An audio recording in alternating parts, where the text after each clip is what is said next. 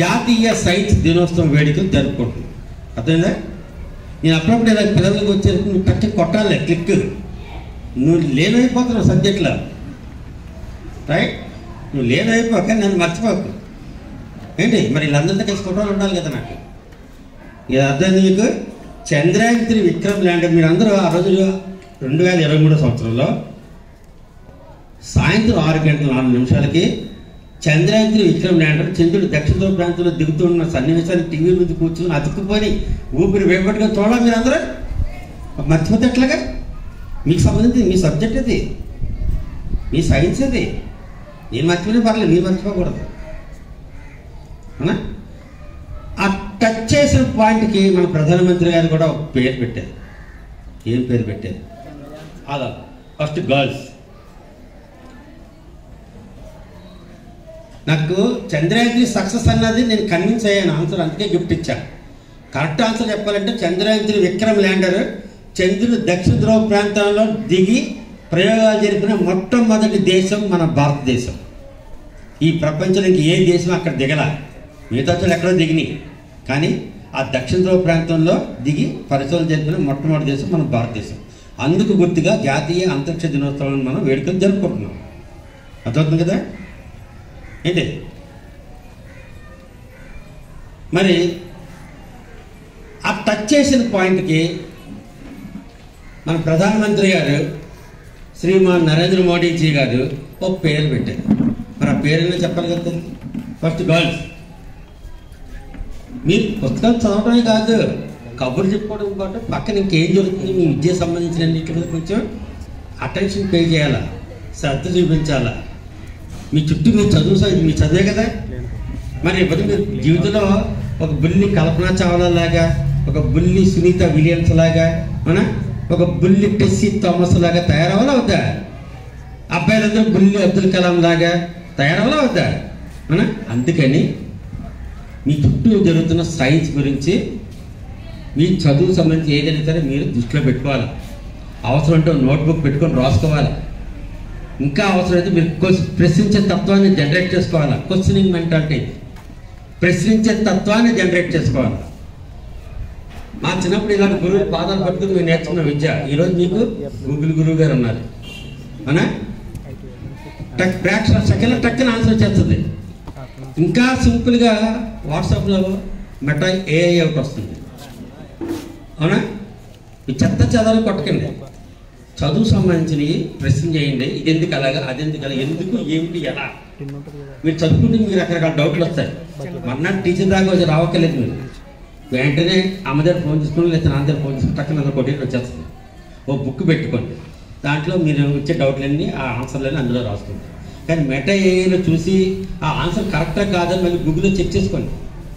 ఇంకోసారి meta ఏఐలో correct లేకపోతే మీరు బుక్ అయిపోతారు. అందుకని గూగుల్లోకి వెళ్ళిపోండి. గూగుల్ ఇన్ఫర్మేషన్ పక్క మంచి ఇన్ఫర్మేషన్ వస్తుంది. మీరు ఒకటి అడిగితే అది 4 చెప్పొద్ది, డజన్ చెప్పొద్ది.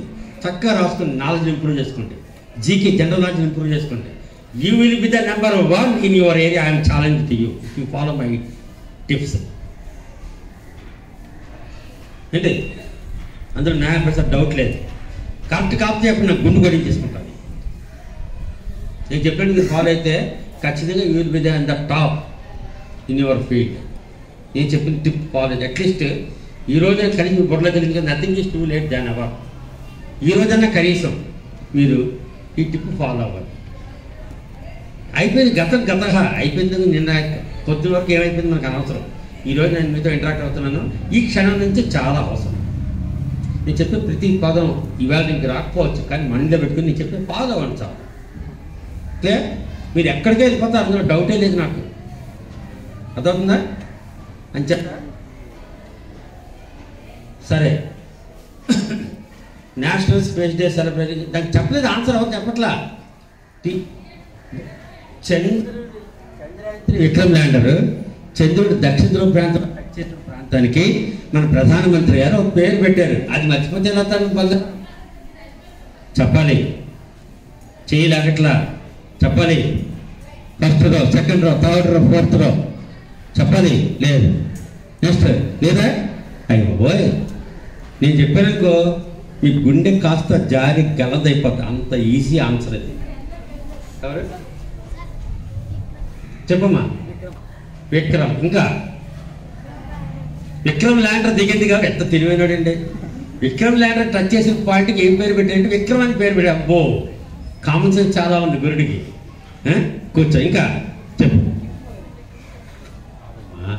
చంద్రయాన్ 3 విక్రమ్ ల్యాండర్ ఉంటుంది కదా, చంద్రుడి దగ్గర దిగింది కదా, ఇక్కడ టచ్ చేసింది కదా, ఈ పాయింట్కి ఒక పేరు పెట్టారు మన ప్రధానమంత్రి గారు. చంద్రుడి దక్షిణ ధ్రువం దగ్గర దిగిన పాయింట్కి ఒక పేరు పెట్టారు. సార్ మీరు కూడా చెప్పండి, తెలుస్తుంది.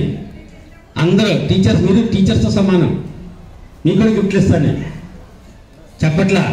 నేను చెప్పాననుకో అయ్యో అని మీ గుండె కాస్త జారి గలదైపో. అంత ఈజీ క్వశ్చన్.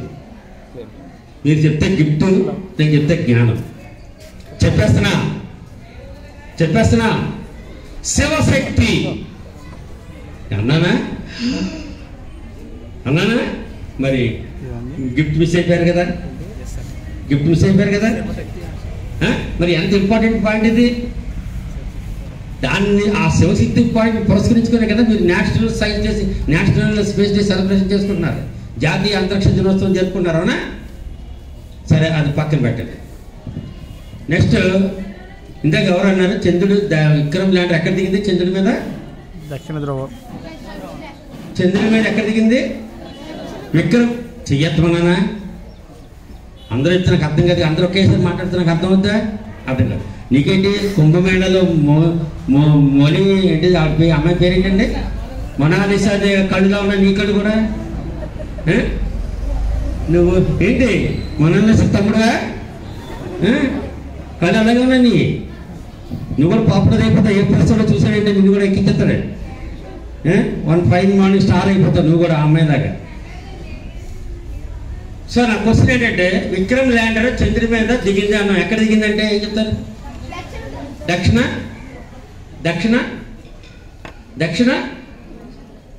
ఏంటి ధ్రువం, దక్షిణ ధ్రువం దగ్గర దిగింది. ఇంకా ఎవరు చెప్తారు? ఎంత సింపుల్ క్వశ్చన్ చెప్తున్నాను నేను అసలు. కూర్చో తల్లి. ఇంకెవరు చెప్తారు? దక్షిణ ధ్రువం దగ్గర దిగింది అంటున్నారు. అందరూ అదే మాట చెప్తారా? మీరు అందరూ అదే మాట నిలబడి ఉంటున్నారు. ఎందుకంటే ఈ సమాజంలో 99.9% అందరూ కూడా ఇదే అపోహతో ఉంటున్నారు అనమాట.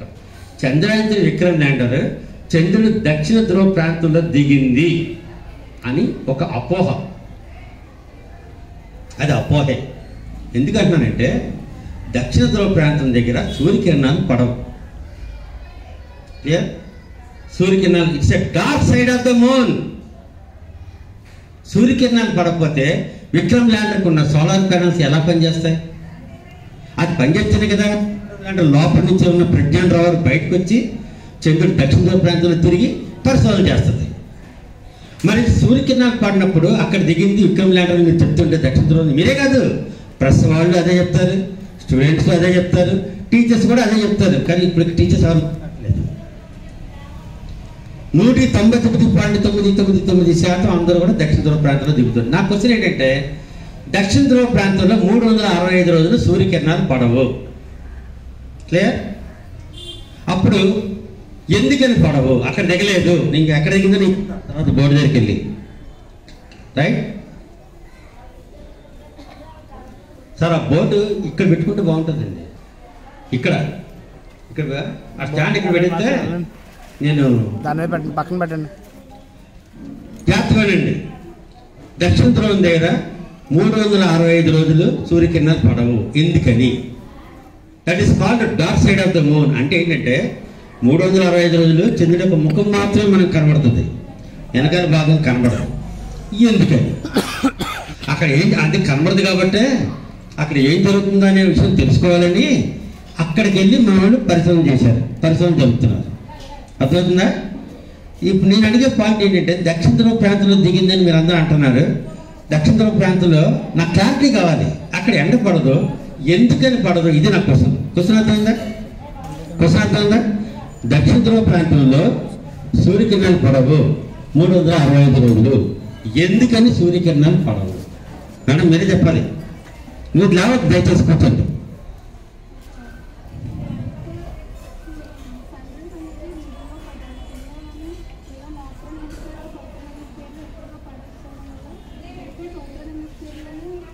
ఇప్పుడు నేను చెప్పేది ఏంటంటే దక్షిణ ధ్రువం దగ్గర సూర్యకిరణం పడవనేగా నేను చెప్తున్నాను.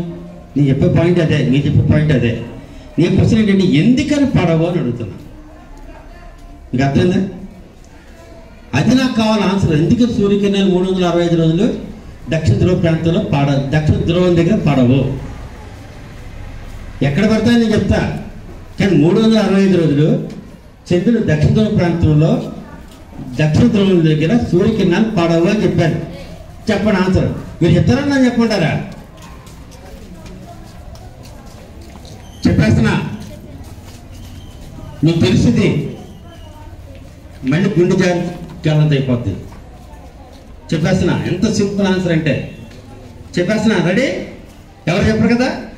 చంద్రుడు తన చుట్టూ తాను తిరగడానికి 28 రోజులు సమయం తీసుకుంటాడు. అదే చంద్రుడు సూర్యుడు చుట్టూ భూమి చుట్టూ తిరగడానికి కూడా 28 రోజుల సమయమే తీసుకుంటాడు. Because of the synchronizal rotation effect due to tidal locking mechanism by virtue of nature, the backside of the moon will be never seen. Any doubt? తెలుగులో చెప్తున్నా. చంద్రుడు తన చుట్టూ తాను తిరగడానికి 28 రోజులు సమయం తీసుకుంటే అదే చంద్రుడు భూమి చుట్టూ తిరగడానికి కూడా 28 రోజుల సమయమే తీసుకుంటాడు. కాబట్టి ఆ వెనకాల భాగం మనకి ఎప్పుడు కనబడదు. ముందు భాగమే కనబడుతుంది, వెనకాల భాగం కనబడదు. ఇది క్లారిటీ. డౌట్ ఉంటే అడగండి, మళ్ళీ క్లారిటీ చెప్తాను. క్లియర్? అప్పుడే అక్కడ దిగలేదు అన్నది క్లారిటీ వచ్చింది మీకు. దక్షిణ ధ్రువ ప్రాంతంలో విక్రమ్ ల్యాండర్ దిగలేదు. Okay, are you convince? ఒప్పుకున్నారా? ఎక్కడ దిగింది అన్నది నేను చెప్తాను బోర్డు వచ్చాక ఇక్కడికి. ఓకే ఏంటి?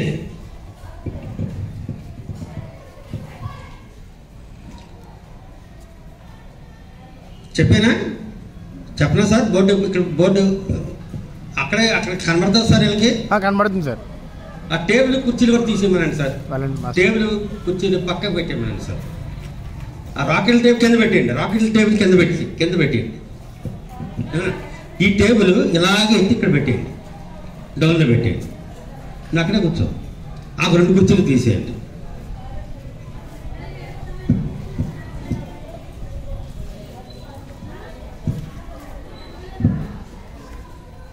కింద పెట్టేయండి. పడిపోతాయనా?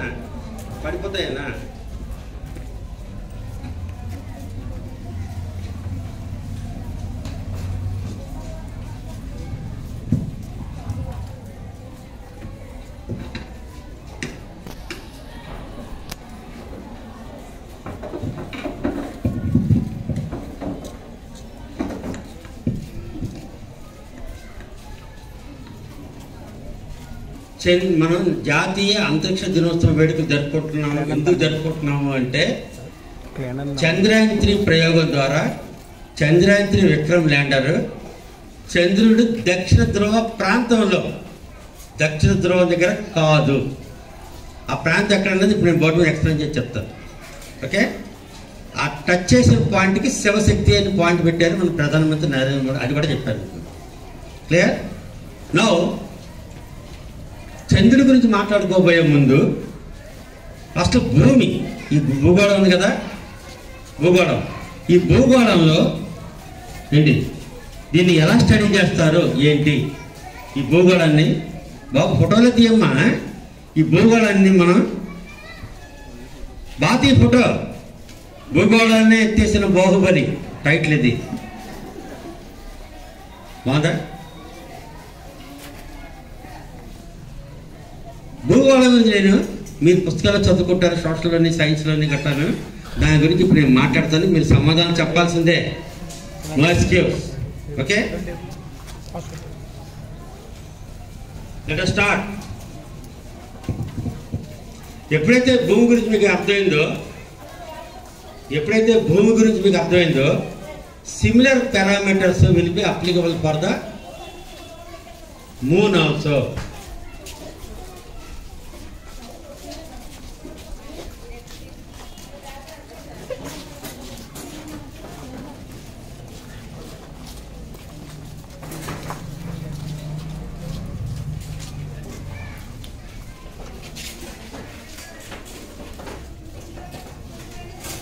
సో మూన్, ఫస్ట్ భూమి గురించి నేర్చుకున్నాం.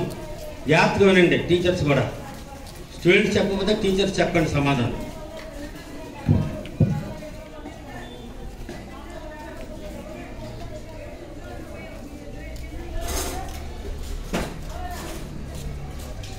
ఇది మీకు తెలుసు, యాక్సిస్ ఆఫ్ ది ఎర్త్ అంటే భూమి యొక్క అక్షము.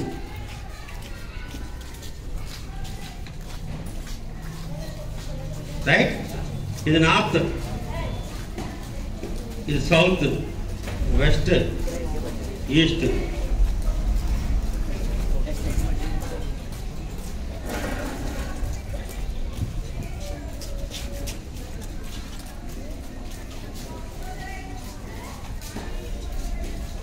ఇప్పుడు భూగోళం చేశాను. టీచర్స్ జాగ్రత్తగా ఉండండి. మీరు టీచర్స్ ముందుగా కూర్చొని ఉంటే బాగుంటుంది. ఓకే, మీ ఇష్టం, అది మీ చాయిస్ ప్రకారం ఉండండి. ఇప్పుడు ఇదే భూగోళం నేను గీశాను అక్కడ, అవునా? ఈ భూగోళం యాక్సిస్ అంటే ఏంటి? ఈ పాయింట్ నుంచి ఈ పాయింట్ ఉన్న లైన్ అంటే it is a line between the poles and that line going through the geo centre అంటే భూకేంద్రం నుంచి వెళ్తుంది. That line must be perpendicular to the equatorial plane. That is the definition of the axis of the earth, right? Clear? ఇది tilt అయి ఉంది, అవునా? యాట్వాల్గా ఉంది, అవునా? ఎన్ని డిగ్రీలు యాట్వాల్గా ఉంది? ఫస్ట్ గర్ల్స్ చేయొద్దని ఎవరు చెప్తారు? ఎల్కేజీ నుంచి చూస్తాం ఈ భూగోళాన్ని మనం. ఏంటి సైలెంట్ అయిపోయారు? యాట్వాల్గా ఉందా లేదా? యాక్సిస్ అక్షం అంటారు, తెలుగులో అక్షము అంటారు. యాట్వాల్గా ఉందా? ఎన్ని డిగ్రీలు యాక్చువల్గా ఉంది? ఎవరు చెప్తే చేయొద్దాలి? చెప్పమ్మా, నాకు వినపడాలి. చెప్పునా బ్యాక్, నాకు వినపడాలా? 20 డిగ్రీ. ఇంకా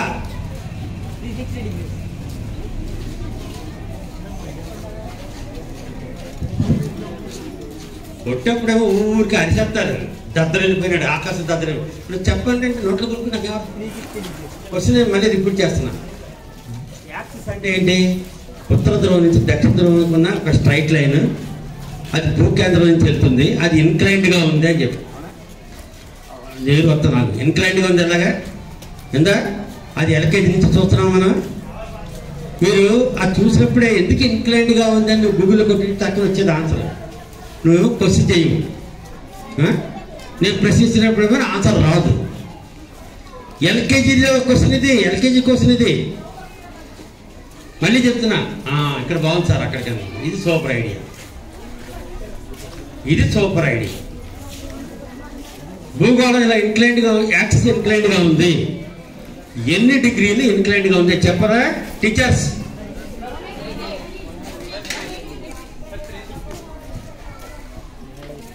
ఫస్ట్ క్వశ్చన్ చూడండి సార్. ఇక్కడ ఎలా లేదు మీరు?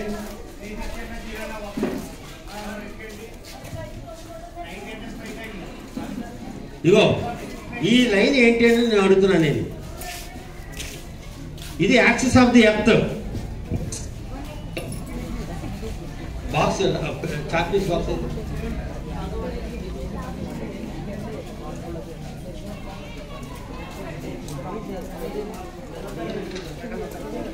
ఇదిగో ఇది axis of the board right ఏంటి సార్? ఇదిగో ఇది యాక్సిస్ ఆఫ్ ది ఎర్త్, అవునా? ఒప్పుకుంటారా లేదా? ఒప్పుకుంటారు. ఇది ఇక్కడి నుంచి ఎన్ని డిగ్రీలు యాట్వాల్గా ఉందని అడిగా. ఈ లైన్ ఏంటి అని అడుగుతున్నాను నేను. నోటికి వచ్చిన ఫిగర్ చెప్పేస్తావు అలాగా? అమ్మా మీరు చదువుకున్నది ఎల్కేజీలోది ఇది. భూగోళం ఎల్కేజీ నుంచి చూస్తున్నారు మీరు. ఇది ఒక హెడ్ మాస్టర్ గారి టేబుల్ మీద లైబ్రరీలోనో మీ స్కూల్లో గ్లోబే అది. ఆ గ్లోబ్ కూడా తీసుకుని ఎన్ని డిగ్రీలు యాట్వాల్గా ఉందంటే ఒక్క మాట్లాడట్లా. నేను చెప్పారంటే మళ్ళీ గుండె కాస్త మళ్ళీ జారిపోయి గలతాయి. చెప్పేస్తున్నా అంత. ఇంకా ఇంకా చెప్తారు. ఇద్దరు పొడగలుపుతున్నారు ఏంటి? మరి ఇద్దరు లేచారేంటి? ఎవరు ఫస్ట్ చెప్పారు? మీరు ఇద్దరు కూర్చో. నువ్వే చెప్పావా? కూర్చో. ఇంకా ఇంకా చెప్తారు. చెప్పేస్తున్నా.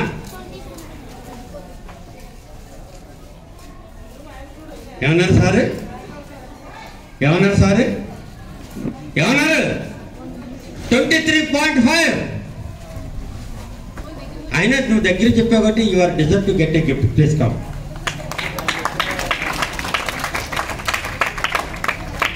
ముందే తెలుసా ఆన్సర్? అప్పుడు నీకు ఐడియా వచ్చిందా? కానీ గిఫ్ట్ ఇచ్చేస్తున్నాను ఈ అబ్బాయికి. పట్టుకో, పట్టండి క్లాస్.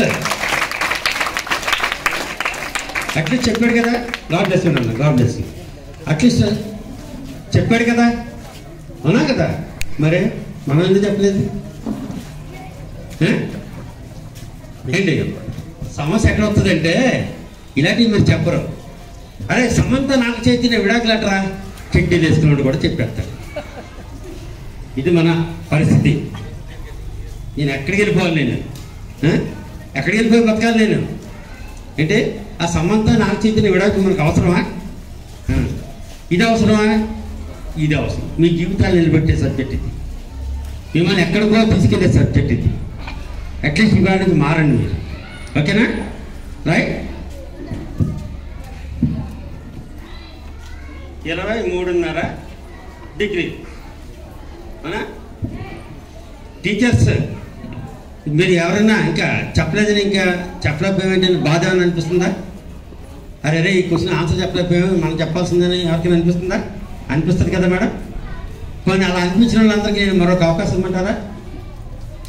ఒక గిఫ్ట్ కాదు, 1 shot 3 birds. ఒక్క సమాధానానికి 3 గిఫ్ట్లు ఇస్తారు. ఏంటో తెలిసిన? ఆ 23.5 డిగ్రీలు లెక్క పెట్టడానికి ఒక రిఫరెన్స్ లైన్ కావాలి కదా. What is that reference line? ఇదన్నమాట రిఫరెన్స్ లైన్. ఈ లైన్ ఏంటి? అక్కడి నుంచే కదా 23.5 డిగ్రీలు చెప్పారు మీరు. What is that line? ఈక్వేటర్ని డిఫైన్ చేయగలవా? ఈక్వేటర్ డిఫైన్ చేయాలంటే 0 degree latitude it's called equatorial line. ఇది లాటిట్యూడ్ అంటే అక్షాంశము అంటారు దీన్ని. ఏ సార్ బోర్డు రాయట్లేదు, పర్వాలేదు, ఏం ప్రాబ్లం లేదు, అదేండి. సో ఈక్వటోరియల్ లైన్ అంటే 0 డిగ్రీ అక్షాంశము లేదా 0 degree latitude is called equatorial line. Clear? నేను అడిగేది ఏంటంటే ఈ లైన్ ఏంటని. మరి ఈ మాట మాట్లాడారు కాబట్టి మరి 0 డిగ్రీ లాంగిట్యూడ్ ఏంటి? 0 డిగ్రీ లాంగిట్యూడ్ ఏమంటారంటే 0 డిగ్రీ రేఖాంశాన్ని గర్ల్స్ 0 డిగ్రీ రేఖాంశాన్ని కానీ ఏమంటారు? 0 డిగ్రీ లాంగిట్యూడ్ ఏమంటారు? చేయొద్దని ఎవరు చెప్తారు? చేయొద్దని సార్ ఎవరు చెప్తారు? చేయొద్దని ఆ టీచర్ ఒక చూడకో, నా వంక చూడాలి. చేయొద్దని అటెండ్ చెప్తామా? నీ క్వశ్చన్ నేను చెప్తుంటేనే ఎవరు చెప్పమ్మా? Tropic of cancer. Tropic of cancer. ఇక కొన్ని పదాలు మైండ్లో ఉన్నాయి, వచ్చేస్తున్నాయి. ట్రోపిక్ ఆఫ్ క్యాన్సర్ అంటే ఈ భూమధ్య రేఖ నుంచి ఒక 23.5 డిగ్రీలు పైకి వెళ్తే, ఇక్కడ 23.5 డిగ్రీలు పైకి వెళ్తే దీన్ని ట్రోపిక్ ఆఫ్ క్యాన్సర్ అంటారు, టువర్డ్స్ నార్త్. అదే టువర్డ్స్ సౌత్ 23.5 డిగ్రీలు కిందకి వస్తే ట్రోపిక్ ఆఫ్ క్యాప్రికార్న్ అంటారు, 23.5 డిగ్రీలు.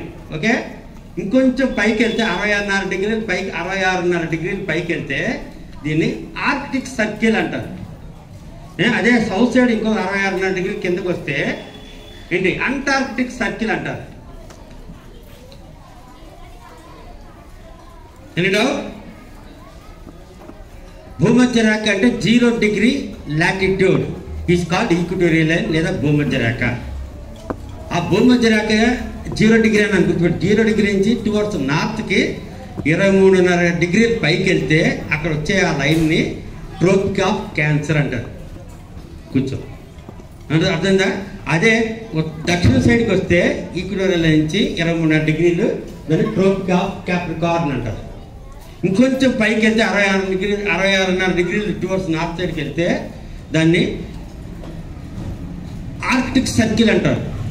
అదే 66.5 డిగ్రీ కిందకి వస్తే అంటార్కిటిక్ సర్కిల్ అంటారు. క్లియర్? ఏమైనా డౌట్ ఉందా? సో మొత్తం భూగోళం స్టడీ చేస్తారు ఇవాళ. అంటే నా క్వశ్చన్కి ఆన్సర్ రాలా. What is the name of the reference line?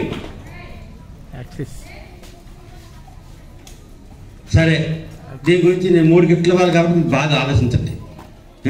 లాస్ట్లో గుర్చేయండి. మీరు చెప్పకపోతే నేను చెప్తాను. Let start continue our subject. ఓకేనా? తర్వాత బయటికి వెళ్ళాలి, అరగంట టైం ఉంది, సార్ ఇచ్చారు, బయటికి వెళ్ళాలి. ఈ లోపల అది అయిపోవాలి సబ్జెక్ట్. ఓకేనా? ఇంకోటి ఏంటంటే భూగోళాన్ని స్టడీ చేయడానికి ఈ రేఖాంశాలని అక్షాంశాలని మనం బై సమ్ డిగ్రీస్ డివైడ్ చేస్తాం స్టడీ చేయడానికి. టీచర్స్ జాగ్రత్తగా వినండి. ఏంటి అక్షాంశాన్ని ఎలా కొడతాము? 10 డిగ్రీలు, 20 డిగ్రీలు, 30 డిగ్రీలు, ఇక్కడ వచ్చేప్పటికి 90 డిగ్రీలు. ఓకే, రేఖాంశాలు 15 డిగ్రీలు, 30 డిగ్రీలు, అలాగనమాట. 45 డిగ్రీలు, అలాగే 15 డిగ్రీలు అని ఎందుకన్నారు?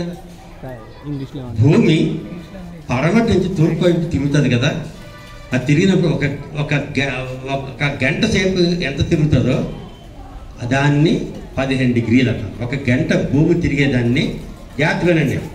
ఒక గంట భూమి తిరిగినప్పుడు ఎన్ని డిగ్రీలు తిరుగుతుంది అంటే 15 డిగ్రీలు తిరుగుతుంది. ఇంకో గంటకి 30 డిగ్రీలు, ఇంకో గంటకి 45 డిగ్రీలు అలా తిరుగుతుంది. అందుకని రేఖాంశాన్ని 15 డిగ్రీలు అంట కారణం. అక్షాంశాలు అట్లయినా కదా, అవి 15 డిగ్రీల కింద పెట్టుకున్నాను అన్నమాట. పెట్టుకొని మనం ఏంటి ఈ విధంగా మనం భూగోళాన్ని స్టడీ చేస్తున్నాం. ఇప్పటి వరకు నేను చెప్పినట్లు మీకు ఏమైనా డౌట్ ఉంటే అడగండి, నేను క్లారిఫై చేస్తాను. భూగోళం అంతా వచ్చిందా మీకు? అట్లీస్ట్ ఈరోజు నేర్చుకున్నారు, సంతోషించండి. ఆ సార్ పుణ్యం అంటూ ఈరోజు మీరు ఏం నేర్చుకున్నా క్రెడిట్ అంతా ఆయనకే వెళ్ళిపోద్ది. ఆయన వల్లే మీరు ఈరోజు ఈ పాయింట్లన్నీ నేర్చుకోగలుగుతున్నారు. ఇంక్లూడింగ్ టీచర్స్తో సైతం నేర్చుకునేది ఆయన వల్ల ఈరోజు మీకు అందరికీ వస్తుంది. ఏం సార్ మీరు అందరూ మాట్లాడట్లేదు, మీరు టీచర్స్ మాట్లాడుతున్నారండి అక్కడక్కడ. మేక్ ఇట్ ఫాస్ట్ అంటున్నారు. ఈ భూగోళం మీద ఇప్పుడు నేను చెప్పిన పాయింట్లన్నీ క్లారిటీ ఉందా లేదా, లేకపోతే అడగంటే నేను చెప్తాను ప్లీజ్. ఆకలేస్తుందా? భోంచేసినారు చెప్తాను కావాలంటే. లేదు కదా? డౌట్లు ఏమైనా ఉన్నాయా? భూగోళం ఇప్పుడు చెప్పినట్లు డౌట్లు ఏమైనా ఉన్నాయా? 0 డిగ్రీ లాటిట్యూడ్ అంటే 0 డిగ్రీ అక్షాంశము, భూమధ్య రేఖ అంటే ఈక్వటోరియల్ లైన్ అంటారు. 0 డిగ్రీ లాంగిట్యూడ్ అంటే 0 డిగ్రీ రేఖాంశాన్ని ఏమంటారు? 0 డిగ్రీ లాటిట్యూడ్ని రేఖాంశం అదే ఈక్వటోరియల్ లైన్ అంటున్నారు, భూమధ్య రేఖ అంటున్నారు. మరి 0 డిగ్రీ లాంగిట్యూడ్ కూడా ఏమంటారు సార్? ఏంటి మాట్లాడరు? ఓకే, నేను చెప్పే కదా 0 degree latitude is called equatorial line, భూమధ్య రేఖ అని చెప్పి. మరి 0 డిగ్రీ లాంగిట్యూడ్ అంటే ఇక్కడి నుంచి ఇది ఈ లైన్ ఏమంటారు sir? This is called prime meridian. నేను చెప్తే మీకు అన్ని గుర్తొస్తాయి. అదే చెప్తున్నా కదా, ప్రైమ్ మెరిడియన్. దీన్ని ప్రైమ్ మెరిడియన్ అంటారు. దీనికి మరో పేరు నాకు చెప్పండి. ప్రైమ్ మెరిడియన్ కి మరో పేరు పోస్ట్ మెరిడియన్ కాదు సార్. ఇంకా ప్రైమ్ మెరిడియన్ మరో పేరు చెప్పేస్తున్నా. Anti meridian. ఏం Greenwich line. Yes, Greenwich line. Greenwich line. Greenwich line అని ఎందుకన్నారు అంటే బ్రిటన్ లో గ్రీన్విచ్ అనే ఒక ప్లేస్ కి ఈ లైన్ టచ్ చేస్తుంది, ప్రైమ్ మెరిడియన్ టచ్ చేస్తుంది. అందుకని దాన్ని గ్రీన్విచ్ లైన్ అంటారు. అదేనా? 0 డిగ్రీ లాంగిట్యూడ్ అంటే 0 డిగ్రీ రేఖాంశాన్ని ప్రైమ్ మెరిడియన్ అంటారు. దానికి మరో పేరు గ్రీన్విచ్ లైన్ అంటారు. గ్రీన్విచ్ లైన్ అని ఎందుకంటారని చెప్పాను మీకు. అది బ్రిటన్లో లండన్లో ఎక్కడో ఈ లైన్ ఎక్కడైతే టచ్ చేస్తుందో ఆ ప్లేస్ అక్కడ దాని పేరు గ్రీన్విచ్ అనమాట. అందుకే దానికి గ్రీన్విచ్ లైన్ అని పేరు పెట్టారు. క్లియర్ ఉంది కదా? అలాగే 0 డిగ్రీ అక్షాంశము, 0 డిగ్రీ లాటిట్యూడ్ ఈజ్ కాల్డ్ భూమధ్య రేఖ, ఈక్వటోరియల్ లైన్ అన్నారు. మరి దానికి మరో పేరు ఉంది anti prime meridian. Equatorial line కి మరో పేరు anti prime meridian. Clear? Any doubt? So ఇప్పుడు భూగోళాన్ని స్టడీ చేశారు. ఈ పాయింట్ అన్ని చంద్రుడి మీద కూడా అప్లికబుల్ అవుతాయి అనమాట. So now I'm going to draw the moon. చంద్రుడి యొక్క పిక్చర్ గీస్తున్నాను. ఈ లైన్లన్నీ అందులోనే గీస్తాను. నాకు క్వశ్చన్ ఏంటంటే చంద్రయాన్ 3 విక్రమ్ ల్యాండర్ చంద్రుడు దక్షిణ ధ్రువం దగ్గర దిగలేదని మనం అనుకున్నాము. మరి ఎక్కడ దిగింది అన్న దాన్ని నేను క్లారిటీ ఇవ్వబోతున్నాను. చాలా అస్సలు మిస్ అవ్వద్దు. అర్థం కాకపోతే 100 సార్లు అడగండి, నేను చెప్తాను. రైట్? చంద్రుడు అంటే చందమ. ఏం సార్? వేసేస్తాను కదా, మళ్ళీ అట్లా పెన్నులు కావాలి కదా. ఇది అయిపోయినాయండి, మధ్యాహ్నం చూద్దాం. చంద్రుడికి ఇస్తున్న జాగ్రత్త చూడండి. చందమామని గీస్తున్నా. చందమామ ఏంటి సర్కిల్గా ఉందండి? అరే నీ మొహం చంద్రబింబంలా ఉందని అంటుంటారు కదా, అవునా? అబ్బాయి ముఖ్యంగా బాగా వాడతారు ఈ పదాన్ని. అమ్మాయి దగ్గరికి వెళ్ళాను, అబ్బా ఈ మొహం చంద్రబింబంలా ఉందిరా అంటారు. కొట్టిదే ఏముండదు, ఒకటి పొగటాకి అంటారండి. అలాగే ఒక నమ్మేకండి, అలాగే మిమ్మల్ని ఏదో బూస్ట్ కూడా కదా ఏదో అంటారండి అబ్బాయి. కానీ గుండ్రంగా ఉంటుంది కాబట్టి దాన్ని ముఖం చందమామ గుండ్రంగా ఉంటుంది కాబట్టి గుండ్రంగా, ఎవరి ముఖాన్ని గుండ్రంగా ఉంటే అలా చందమామతో కంపేర్ చేస్తారు. మీకు తెలుసు ఎందుకు గుండ్రంగా ఉంటుందంటే దాని యాక్సిస్, దీని యొక్క యాక్సిస్ ఎంత తెలిసిన 5.15 డిగ్రీ, 5.15 డిగ్రీస్. అది 23.5 డిగ్రీలు. అది ఇది 5.15 డిగ్రీలు. అది 23.5 డిగ్రీలు. ఇంత యాటవాలుగా ఉంది. పైగా ఈ ఉత్తర ధ్రువం దగ్గర దక్షిణ ధ్రువం దగ్గర నొక్కబడి ఉంటుంది భూగోళం. ఈ బొమ్మలో చూసినట్టుగా గుండ్రంగా ఉండదు భూమి. ఉత్తర ధ్రువం దగ్గర దక్షిణ ధ్రువం దగ్గర ఇలా నొక్కబడి ఉంటుంది. భూమధ్య రేఖ దగ్గర ఇలా ఉబ్బెత్తుగా ఉంటుంది.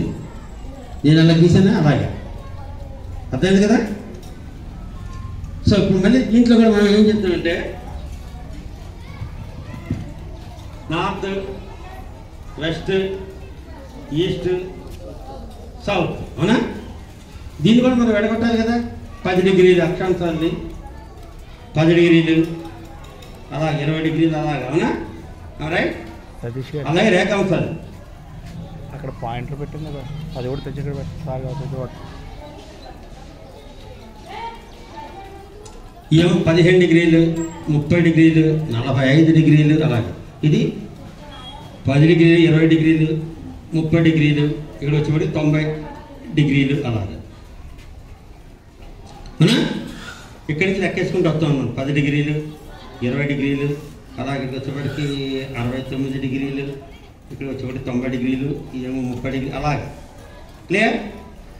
ఇప్పుడు జాగ్రత్తగా వినండి, మీరందరూ చాలా జాగ్రత్తగా వినండి. చంద్రుడు దక్షిణ ధ్రువ ప్రాంతంలో, ఇలా చూపించడానిక, గుడ్. చంద్రుడి యొక్క దక్షిణ ధ్రువ ప్రాంతంలో ఎక్కడ విక్రమ్ ల్యాండర్ దిగుతుందన్నది ఎక్స్ప్లెయిన్ చేస్తున్నాను. ముఖ్యంగా టీచర్స్ జాగ్రత్తగా అటెన్షన్ పే చేయండి. ఎందుకంటే రేపు పొద్దున మీకు తెలిస్తే మీరు ఇంకో 10 మంది పిల్లలకు మీరు చెప్తారు ఈ యొక్క నాలెడ్జ్ని. జాగ్రత్త, గెట్ రెడీ. ఎక్కడ దిగుతుందని చెప్పేస్తున్నా. కరెక్ట్గా 69 డిగ్రీలు దగ్గర దిగుతుంది.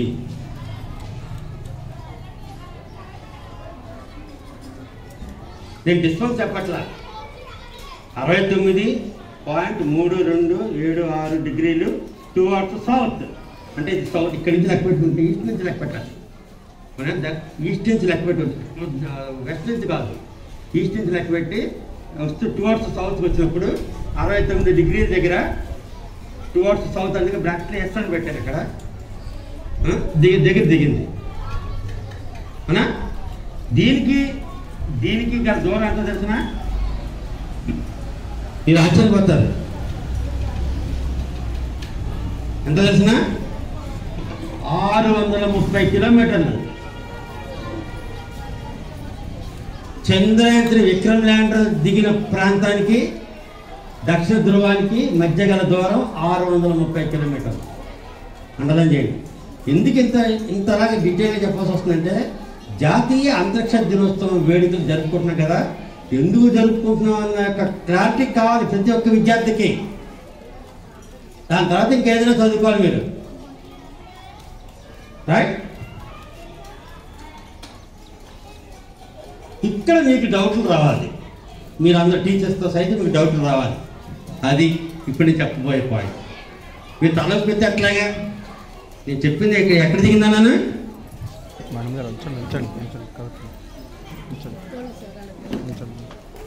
వాళ్ళిద్దరేనా 69 కదా ఇక్కడ దిగింది, అవునా? ఈ 69 డిగ్రీస్ అక్షాంశము లాటిట్యూడ్ దగ్గర దిగింది. అబ్బాయిలు, అవునా మేడం? మీకు ఇక్కడ డౌట్ ఏమి రాలేదా? రావాలి, అడగాలి మీరు. మేడం సార్ వాళ్ళకు మైక్ ఇచ్చాను టీచర్లకి. మైక్ పట్టుకుని ఎవరు క్వశ్చన్ ఇస్తారు ఒకసారి వెళ్ళారని చెప్తాను.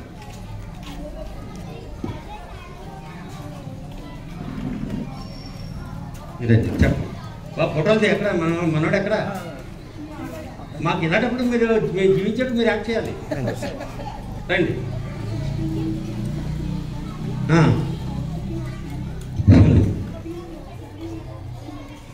అదే నేను అడుగుతున్నా, మీరు ఇక్కడే ఉండండి, వెళ్ళకండి.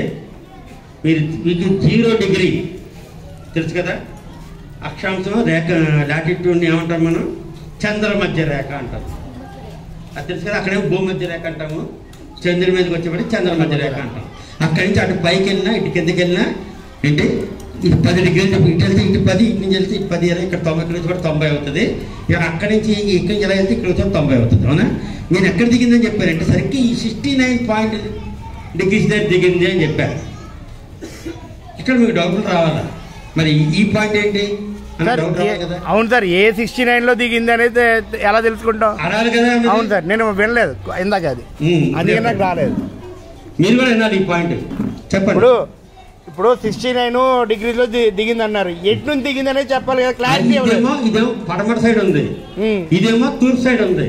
ఓకే, అంతేనా మీరు అనేది? ఏ వైపు దిగింది మీకు దొరుకుతున్నాయి, అంతకంటే ఎక్కువ దొరకలేదు. పైన కూడా ఉంది కదా సార్? ఏ పైన? ఈస్ట్, సౌత్, వెస్ట్, నార్త్ లో కూడా ఉంది కదా సార్? ఎక్కడ పైన కూడా ఉంటుంది. ఎక్కడ 69? ఇలా వెళ్తే పైకి 69 ఉంటుంది కదా సార్? ఇక్కడ వస్తే రైట్, ఇక్కడ ఉంటుంది, ఇక్కడ ఉంటుంది. ఇప్పుడు వచ్చి 4 వచ్చినాయి. అవును అన్నా, ఇంకేమైనా వస్తాయా? 4ఏనా? 4. చెప్పండి సార్, గిఫ్ట్ ఇస్తారు. మంచి అవకాశం మీకు టీచర్స్. మరి ఇదంతా లాంగిట్యూడ్లో 69 అంటే అది వేరే. లాంగిట్యూడ్ అంటే ఇది 0. అవునా? ఎలా వెళ్తే పెరుగుతుంటాయి, 10, 20, 30, 40 అలా వెళ్తాయి. ఇటు వచ్చిన 10, 20, 30, 40, 90. నేను ప్రస్తుతం అక్షాంశం గురించి మాట్లాడుతున్నా. అంటే ఇప్పుడు ఆయన ఏమన్నారు, ఫస్ట్ నేను 69 చెప్పా, కాదు ఇంకోటి ఇటు కూడా ఒకటి ఉంది కదా అన్నారు. ఇటు కూడా ఒకటి ఉందని అన్నారు. అది కాదు, పైన కూడా ఉంటాయి కదా అని ఆయన అన్నారు. అప్పుడు ఎన్ని 4 అయినాయి. ఇక్కడొకటి, అక్కడొకటి, అక్కడొకటి, ఇక్కడ. అంతేనా? Let me ask one question straight away, including teachers. What is the shape of the latitudes, or what is the shape of the akshamsa? What is the shape of the longitudes? What is the shape of the rekhamsa? దీన్ని చెప్పాలి, అప్పుడు మీకు answer వస్తుంది. చెప్పండి madam. మీరు ఇటు రండి madam, sir ఇటు రండి, బోర్డు కట్టండి, చెప్తాను. ఇప్పుడు చెప్పండి, నా క్వశ్చన్ ఏంటి అర్థమైంది మీకు? Shape of the line. Shape అక్షాంశం అన్నాను, ఇది అక్షాంశాలు అన్నాను, ఇది రేఖాంశాలు అన్నాను.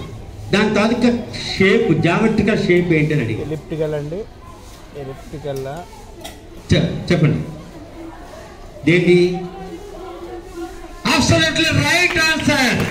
అక్షాంశాలు సర్కిల్స్, రేఖాంశాలు హాఫ్ సర్కిల్, సెమీ సర్కిల్.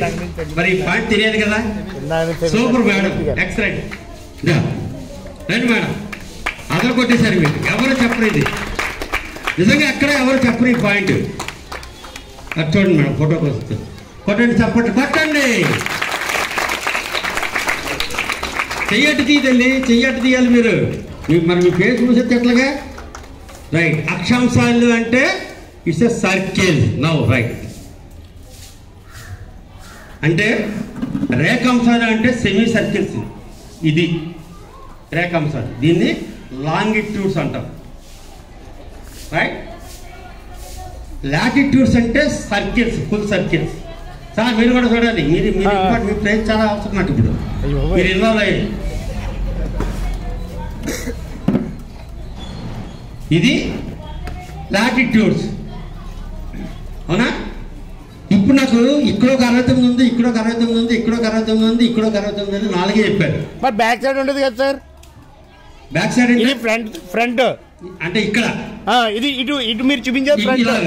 మరి అటు బ్యాక్ ఉంటుంది, అటు ఉంటుంది. 4, 4, ఇవి 4, ఈ 2 4, ఈ 2 6.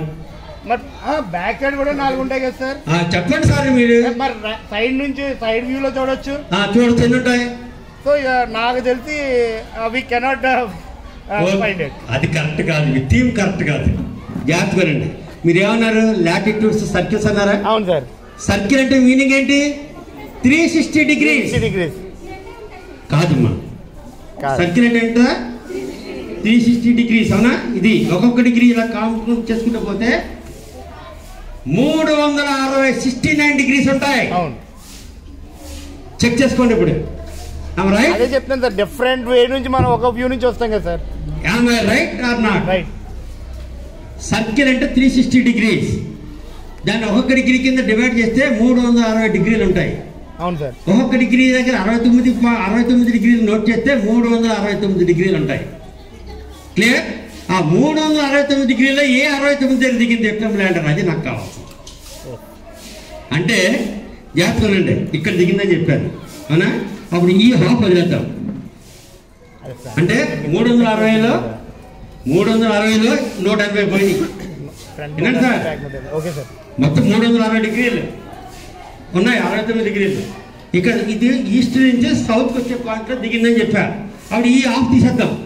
అప్పుడు 360లో 180 తీసేది, ఇంకా 180 మిగిలింది. ఈస్ట్ నుంచి ఇది టువర్డ్స్ సౌత్కి, నార్త్ కాదు. అప్పుడు ఈ 1/4 ఉంది. ఇప్పుడు ఇక్కడికి వచ్చేప్పటికి 90 ఉన్నాయి 69 డిగ్రీ పాయింట్.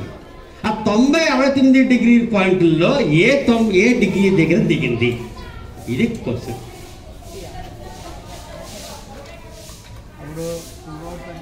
అర్థంగా? అర్థం కాకపోతే అడగండి. నిజంగా ఇది చెప్తే జీనియస్ అయ్యి మీరు, ఎందులో డౌటే లేదు. మేడం మీరు కూడా చెప్పండి.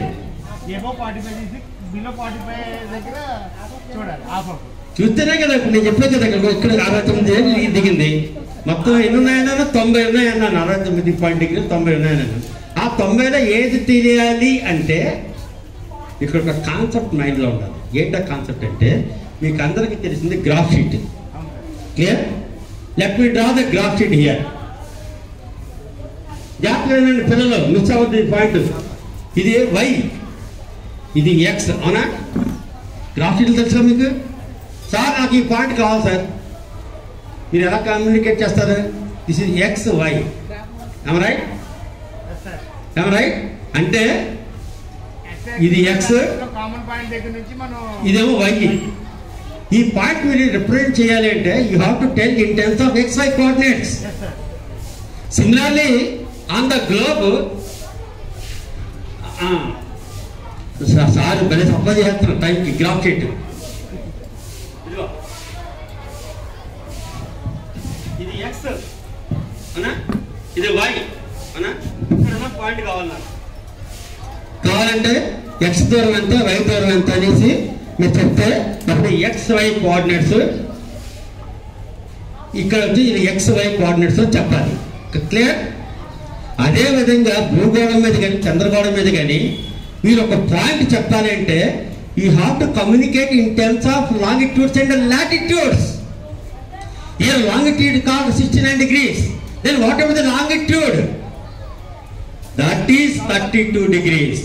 ఇక్కడ నుంచి మీరు ఈ లాంగిట్యూడ్ వచ్చి ఎక్కడ టచ్ చేస్తుంది? ఈ పాయింట్ టచ్ చేసి దీన్ని లాంగిట్యూడ్ ని ఇది 32.3476 డిగ్రీస్ 2 అవర్స్.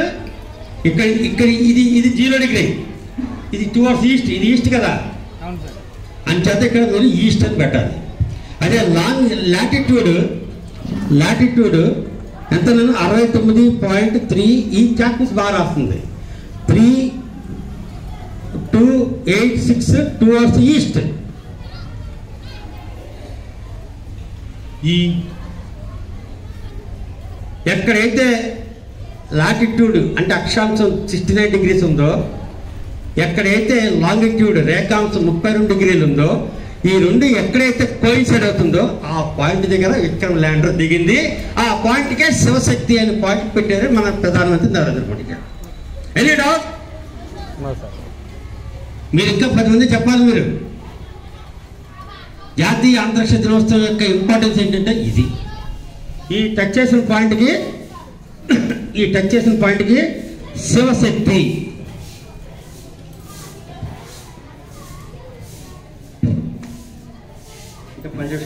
అవగడేస్తాను సార్.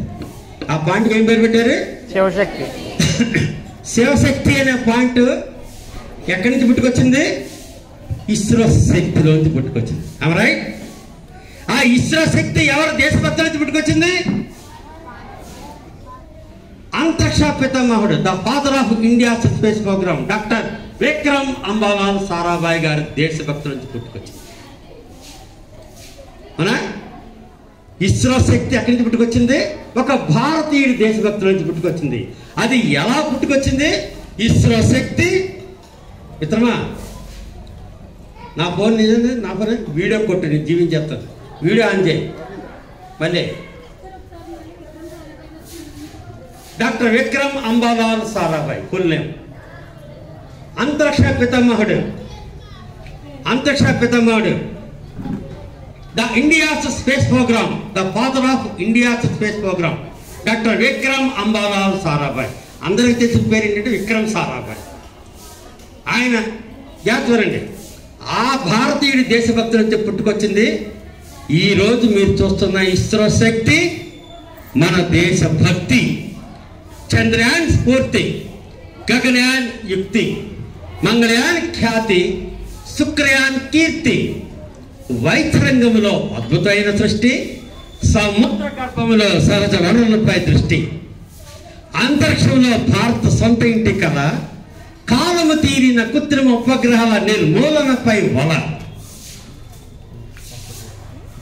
బృహస్పతిపై భక్తి, పుష్పక విమాన ప్రయోగాలపై యుక్తి, ఆదిత్య ఆసక్తి, అంతరిక్షంలో 2 ఉపగ్రహాల ఆలింగనంపై యుక్తి.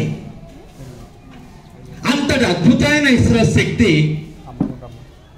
మన అఖండ భారతదేశానికే కీర్తి అనే నినాదంతో, అబ్దుల్ కలాం గారి స్ఫూర్తితో, ఆయన పాద దోడి కడమలో ఉన్న ఒక అణువంతగానైనా విద్యార్థులతో మమేకమై నేను సైతం విద్యార్థి మనమంతా కలిసి అఖండ భారతదేశం కోసం భారత్ మాతకి జై.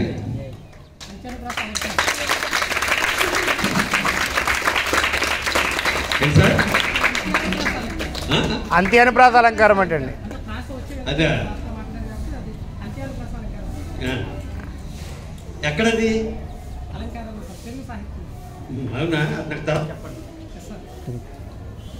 సో ఇంకొక 5 నిమిషాలు టైం ఉంది. దీని యొక్క మీనింగ్ మీకు చెప్పేసి మనం బ్రేక్ ఇద్దాం. మళ్ళీ లంచ్ అయిన తర్వాత కలుసుకుందాం.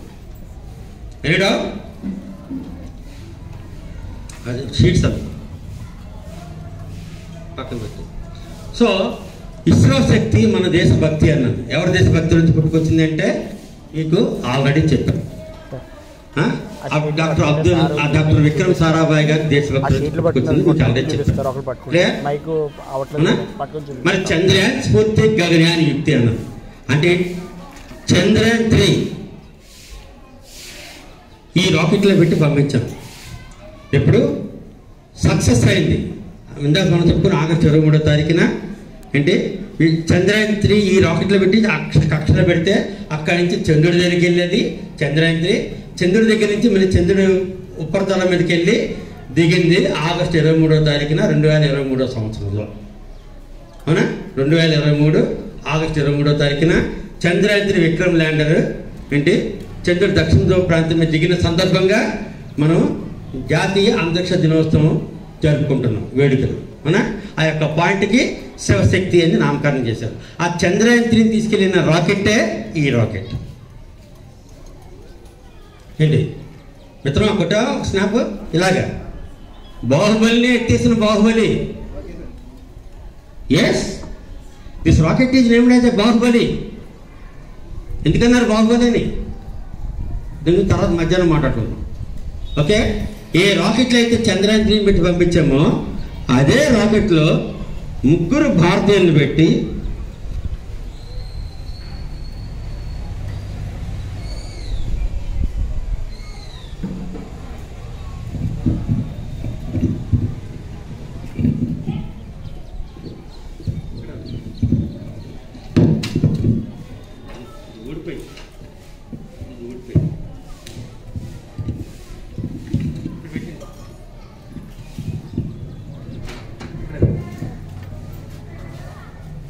బాబు ఇది అక్కర్లేదు మీరు ఫోటో తీస్తే చాలా నాకు గ్రేట్ హెల్ప్. నాకు మిగతా నేను చేసేసుకుంటాను.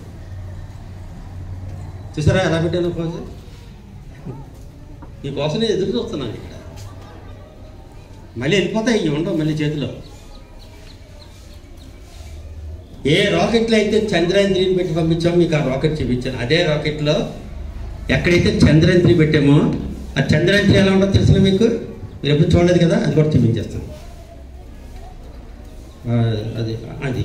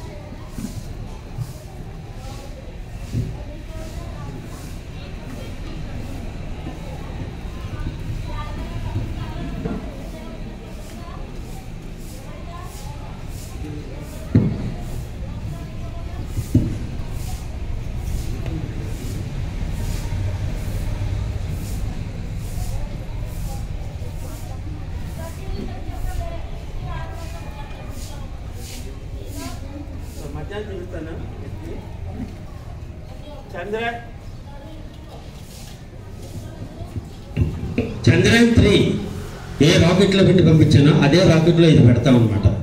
దీని పేరు క్రూ మాడ్యూల్ అంటారు. ఇందులో 3 భారతీయులు పెడతారు. 3 భారతీయులు పెట్టి అంతరిక్షంలోకి తీసుకెళ్ళి 400 కిలోమీటర్ల ఎత్తులో తీసుకెళ్ళి 3 రోజులు అంతరిక్షంలో ఉండి వాళ్ళు ప్రయోగాలు చేస్తారు. మొట్టమొదటిసారిగా భారతీయులు అంతరిక్షంలోకి వెళ్ళి ప్రయోగాలు చేయడానికి సిద్ధపడుతున్నారు. అందుకే అన్న Chandrayaan 3 success is a stepping stone for the Gaganyaan mission. అందుకే అన్న చంద్రయాన్ స్ఫూర్తి, గగనయాన్ కీర్తి, మంగళయాన్ ఖ్యాతి, శుక్రయాన్ కీర్తి అన్న. అది ఇక్కడ ఉంటుంది, ఇందులో మంగళయాన్ ఖ్యాతి, శుక్రయాన్ కీర్తి. మంగళయాన్ అంటే ఏంటి? ఎవరు చెప్తారు మంగళయాన్? మీరు ఎంత ఎలా అయితే నేను ఒప్పుకోను. You have to speak out. Mangalyaan cinema చెప్పండి చెప్పేస్తారు. సినిమా చూస్తారు కదా, నాకు సినిమా నాకు వద్దు. మంగళయాన్ అంటే ఏంటి? It is a satellite. ఆ శాటిలైట్ పిఎస్ఎల్వి రాకెట్ ఇందులో పెట్టి మంగళయాన్ అనే ఒక శాటిలైట్ని పిఎస్ఎల్వి రాకెట్లో పెట్టి అంతరిక్షంలో పెట్టి వదిలేస్తే అక్కడి నుంచి మంగళయాన్ అనే ఉపగ్రహం 65 కోట్ల కిలోమీటర్ల అంతరిక్షంలో ప్రయాణం చేసి 324 రోజుల సమయం తీసుకొని తొలి ప్రయత్నంలో అంగారక గ్రహం కక్ష పేరు మార్టినార్ పెట్టిన తొలి దేశం మన భారతదేశం. That the power of Bharat.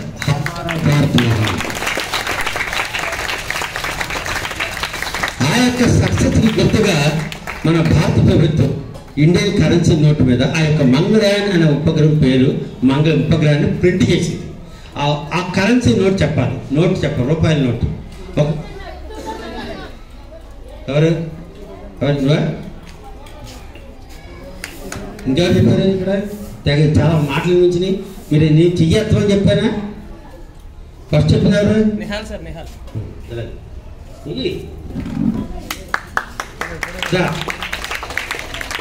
తీసుకో.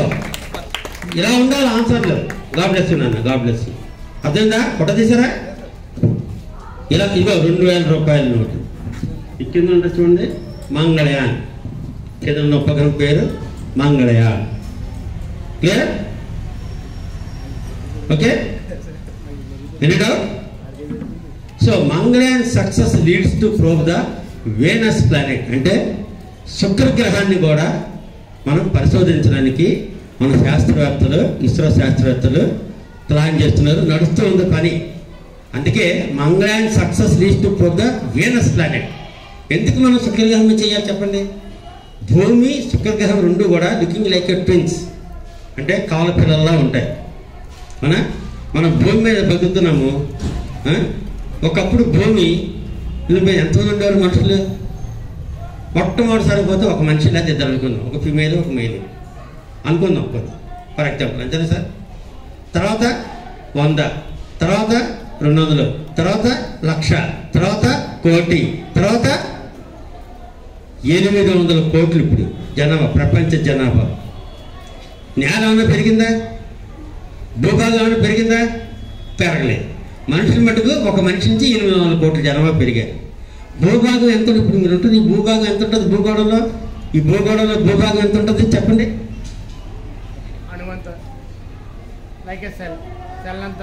కాదు సార్, భూమి అనే ఇలాంటి నేల ఈ గ్లోబ్లో ఎంత ఉంటుంది అని అడిగా. ఏంటి 28 ఏంటి?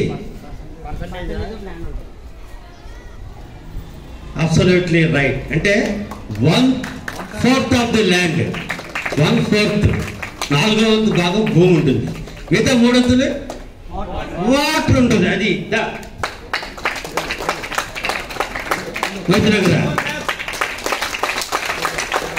ఫోటో తీసుకోవాలి. అర్థమైందా బంగారం? అర్థమైందా? God bless you, God bless you. అందుకని మరి రేపు పొద్దున్న మీ పిల్లలు పెరగాలంటే ఈ భూమి సరిపోకపోతే ఎక్కడికి వెళ్ళాలి మీ పిల్లలు రేపు పొద్దున్న? వేరే గ్రహం శుక్రగ్రహం దగ్గర పంపించడానికి ఇప్పటి నుంచే మన శాస్త్రవేత్తలు అంటే ఎవరో కాదు, మీరే. మీరు చదువుకుంటారు. రేపు మీరనే కూర్చొని చదువుకున్నా, తర్వాత సైంటిస్ట్ని అయ్యా. రేపు మీరు కూడా బాగా భారత సైంటిస్టులు. మీరు ఖచ్చితంగా సైంటిస్టులు అవుతారు. ఈ రోజు నుంచి సైంటిస్టులు అవుతారు, మీరు అందరూ డౌటే లేదు. అమ్మాయిలందరూ గుళ్ళు చాలా, అబ్బాయిలందరూ గుళ్ళు అబ్దుల్ కలాంలు అయి తీరాల్సిందే. అలా కనుక మీరు ఆ థాట్ రాకపోతే ఐఎమ్ ఎట్ ఫెయిల్. మీ తప్పు కాదు, మిమ్మల్ని టీచ్ చేసే ఈ చెప్పే సబ్జెక్టులు నాలో ఏదో లోపం ఉంది అని ఏది ఫీల్ అవుతారు. మీ లోపం కాదు అది, మీకు సరిగ్గా అర్థమయ్యే భాష చెప్పకపోవడం నా లోపం అది. సో ఖచ్చితంగా మీలో ఇవాళ నుంచి మార్పు వస్తుంది. మీ అందరిలో 100% మార్పు రావాల్సిందే, అందులో డౌటే లేదు మనకి. సో మీ పిల్లలు పెరగడానికి ఇప్పటి నుంచే శుక్రగ్రహం మీద మనిషి బతకడానికి కావాల్సిన పరిస్థితులు ఏమున్నాయి అనే దాని మీద ప్రయోగాలు జరుగుతుంది. క్లియర్? వైద్య రంగంలో అద్భుతమైన సృష్టి, సముద్ర గర్భంలో సహజ వనరులపై దృష్టి. అంటే ఏంటి? వైద్య రంగం అంటే ఏంటి? మెడికల్ కాలేజీ వాళ్ళే చెప్పరు. ఫైన్ తీసుకుని MBBS అయిపోయినా కూడా మీకు మాకు సంబంధం ఏంటి? మీ ఇస్రో అంటే ఇంజనీరింగ్, మన మెడికల్ ఫీల్డ్ అని అంటారు సార్. కానీ మీకు అందరికీ తెలియని ఒక నగ్న సత్యం ఏంటంటే గత 25 సంవత్సరాల నుంచి వైద్య రంగంలో ఇస్రో సంస్థ లేని సేవలు అందిస్తుంది. The India's I in the sky is called satellite ద్వారా అతి మారుమూల గ్రామంలో ఉన్న పేద ప్రజలకి ఢిల్లీ ఎయిమ్స్ హాస్పిటల్ ఉన్న స్పెషలిస్ట్కి కనెక్టివిటీ ఇచ్చి through telemedicine, telehealth, telecare, teleconsultation, e health, health, tele ophthalmology, tele dermatology, tele radiology, ఇలాగ అనేక అంశాల మీద గత 20 సంవత్సరాల నుంచి సర్వీస్ ఇస్తున్న సేవలు చేస్తుంది ఇస్రో సంస్థ అనేది అతిశయోక్తి కాదు. మీకు అందరికీ తెలిసిన ఒక నగ్న చెప్పిన మొన్న కోవిడ్ పీరియడ్లో 2 సంవత్సరాలు రాకెట్ల తయారీ పక్కన పెట్టి వెంటిలేటర్ మీద ఉన్న పేషెంట్కి మా రాకెట్ టెక్నాలజీ తోటి వెంటిలేటర్స్ తయారు చేసి డిజైన్ చేసింది. అతి తక్కువ ఖర్చుతో ఈజీగా ఆపరేట్ చేసుకునే విధంగా, కరెంటు లేకుండా పనిచేసే విధంగా వెంటిలేటర్స్ అనే ఒక టెక్నాలజీని డెవలప్ చేసి భారతదేశానికి అందించి లేని సేవలు అందించింది మన ఇస్రో సంస్థ. దాంతోపాటు ఆక్సిజన్ క్యానిస్టర్స్, ఆక్సిజన్ కాన్సన్ట్రేటర్స్ ఇవి కూడా తయారు చేసి లేని సేవలు అందించింది. ఇది కాకుండా మన అబ్దుల్ కలాం గారు ఒకసారి జైపూర్లో ఉన్న ఒక వికలాంగ సంస్థ దగ్గరికి వెళ్ళి చూశారు. వికలాంగుల సంస్థ అక్కడికి వెళ్తే పాపం ఆ వికలాంగులందరూ కృత్రిమ అవయవాలు ఇనుప రాడ్లతో తయారు చేసిన పట్టుకుని వాళ్ళకి అసలే అవయవాలు లేకుండా బాధపడుతున్నారు. దాంతో కేజీ లెక్కన బరువు. అది చూసి అబ్దుల్ కలాం గారు చలించిపోయి ఏంటి మళ్ళీ ట్రివాండ్రం వెళ్ళిపోయి ESSCకి వెళ్ళిపోయి రాకెట్ మెటీరియల్స్లో కాంపిటెంట్ మెటీరియల్స్ అని ఉంటుంది. అంటే దూది పింజాల్లో ఉంటాయి, కానీ స్ట్రెంత్ మటుకు ఈక్వల్ టు స్టీల్. స్టీల్ మీకు చెప్పండి, టీచర్స్ చెప్పాలి డిఫరెన్స్. స్టీల్ యొక్క డెన్సిటీ అంటారు మీరు. డెన్సిటీ నెంబర్ ఎంత ఎక్కువగా ఉంటే ఆ వస్తువు బరువు అంత ఎక్కువగా ఉంటుంది అనమాట. స్టీల్ యొక్క density 7.8 cc cubic per centimetre density అంటారు దాన్ని. డెన్సిటీ అంటే మీకు తెలుసు కదా, మాస్ బై వాల్యూమ్ మీద వస్తుంది. ఓకే, ఆ డెన్సిటీ స్టీల్ యొక్క డెన్సిటీ 7.8. అదే లెడ్ అయితే 30 20 సంథింగ్ ఉంది, గోల్డ్ అయితే 18. ఆ డెన్సిటీ పెరుగుతున్న కొద్దీ ఆ మెటీరియల్ యొక్క బరువు క్వాంటిటీ ఎంతైనా సరే బరువు పెరిగిపోతుంది. కానీ కాంపోజిట్ మెటీరియల్స్ యొక్క డెన్సిటీ ఎంత తెలిసిన 1.5 to 1.8, కానీ స్ట్రెంత్ ఈక్వల్ టు స్టీల్. ఆ కాంపోజిట్ మెటీరియల్ తోటి ఒక టెక్నాలజీ డెవలప్ చేసి ఉచితంగా జైపూర్లో వికలాంగుల సంస్థకి మన అబ్దుల్ కలాం గారు డొనేట్ చేశారు. అంటే ఈ విషయం ఎంతమంది తెలుసు? ఇది వైద్య రంగంలో ఇస్రో సంస్థ చేస్తున్న ఎనలేని సేవ. అందుకే అన్న వైద్య రంగంలో అద్భుతమైన సృష్టి అని. మరి సముద్ర గర్భంలో సహజ వనరులపై దృష్టి అంటే ఏంటి? చంద్రుడి మీద, అంగారగ్రహం మీద మనం ఏ ల్యాండర్లు, రోవర్లు పంపించి మనం పరిశోధన చేస్తున్నాం. అక్కడ మన మానవానికి ఏమి ఉపయోగపడతాయి? ఫర్ ఎగ్జాంపుల్ చంద్రయాన్ 3 వెళ్ళింది, అక్కడ భూమి మీద ఏముంటుంది? ఆక్సిజన్ ఉంది, హైడ్రోజన్ ఉంది. ఇంకా ఇంపార్టెంట్ మెటీరియల్ ఒకటి ఉందన్న సంగతి ఎవరికైనా తెలుసా? లేదు, నాకు తెలియదు. హీలియం 3 అనే ఒక ఖనిజము, tons of material available on the moon side, that in the south side. Tons of material is available. ఆ యొక్క హీలియం 3 అనే ఒక ఖనిజాన్ని కనుక మనం భూమి మీద తెచ్చుకోగలిగితే భారతదేశం మొత్తం current free, electricity free for ever. ఆ హీలియం 3 తీసుకురావాల్సిన బాధ్యత ఇక్కడ ఈ విద్యార్థులందరి మీద ఉంది. ఈ చదువు అయిపోయిన తర్వాత చంద్రుడి మీదకి వెళ్ళి ఆ హీలియం 3 ఎలా తీసుకురావాలో, అప్పుడు ఆల్రెడీ చంద్రయాన్ 4 ఒకటి వెళ్ళబోతుంది. వెళ్ళి అక్కడ రాకెట్స్, ఆ రాక్ మెటీరియల్స్, శాండ్ ఇలాంటివన్నీ కలెక్ట్ చేసుకుని మళ్ళీ రావడానికి ప్లాన్ చేస్తున్నాము. ఈ లోపల చదువులు అయిపోతాయి. వీళ్ళు ఆస్ట్రోనాట్స్గా మళ్ళీ అక్కడికి వెళ్ళాలి. ఆ హీలియం 3 అనే ఒక ఖనిజం దాన్ని ఏమంటుందండి, దాన్ని ఎక్సర్సైజ్, దాన్ని అసైన్మెంట్ ఏంటంటే దాన్ని ప్రాజెక్ట్ కింద you have to bring back that helium 3 ఖనిజం on the earth surface so that the entire Bharat will be electricity free. అది అలాగా మనం ఇతర గ్రహాల మీద మనం అన్వేషణ చేస్తాం. కానీ మీకు అందరికీ తెలియదు ఏంటి, సముద్ర గర్భంలో కూడా సహజ వనరులు ఉన్నాయి. 6,000 మీటర్ల డెప్త్లోకి మన శాస్త్రవేత్తలు వెళ్తున్నాం. ఈ క్రూ మధ్యలో చూడండి, ఈ క్రూ మధ్యలో 3 భారతీయులు పెట్టి ఏంటి సముద్ర గర్భంలో 6,000 మీటర్లు. ఈ ప్రాజెక్ట్కి ఏం పేరు పెట్టారంటే మత్స్య 6000 అంటే 6,000 మీటర్స్ అంటే 6 కిలోమీటర్ల డెప్త్లోకి వెళ్ళి 3 భారతీయులు వెళ్ళి అక్కడ సహజ వనరులు ఏమున్నాయి, మానవాళికి ఉపయోగపడేవి అన్నదాని మీద మన శాస్త్రవేత్తలు చెన్నైలో Indian institute of ocean technology ఉంది, వాళ్ళతో ఇస్రో సంస్థ చేతులు కలిపి ఈ యొక్క ప్రయోగాలు చేస్తున్నారు. అందుకే సముద్ర గర్భంలో సహజ వనరులపై దృష్టి. మరి అంతరిక్షంలో భారత సొంత ఇంటి కళ. అంతరిక్షంలో ఎవరికైనా ఏముందా? Is there any space station in the space? Space అంటే ఏంటి? First let me have a clarity on the space. Indian space research organisation ఉంది కదా బంగారం, అవునా? స్పేస్ అంటే ఏంటి? స్పేస్ అంటే ఏంటి? తెలుగు అడిగేది. ఓకే, తెలుగు మీద అంతరిక్షం ఎక్కడ ఉంటుంది? ఈ భూమి మీద నుంచి పైన ఎక్కడ? సార్ చెప్పాలి, ఆకాశంలో ఎక్కడ? క్వశ్చన్ అర్థం చేసుకుని జాగ్రత్తగా. Anybody can define the space. తెల్లాలిస్తే స్పేస్ అనే పదం వాడుతున్నాం. ఏం సార్?